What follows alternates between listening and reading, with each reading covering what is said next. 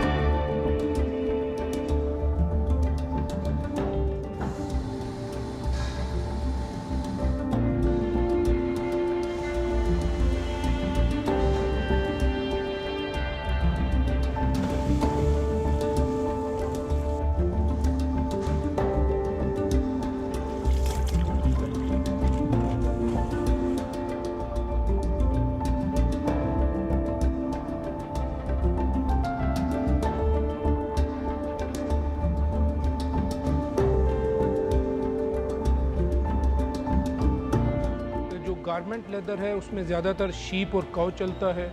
Shows میں اس وقت زیادہ تر شیپ کا ڈیمانڈ ہے اور کاؤ کی ڈیمانڈ ہے, اور ساتھ کچھ جو سول لیدر ہوتا ہے, بیلٹ لیدر ہوتا ہے, اس میں بفلو بھی چلتا ہے, اور موٹر بائک گارمنٹ میں بھی بفلو کا مال زیادہ چلتا ہے.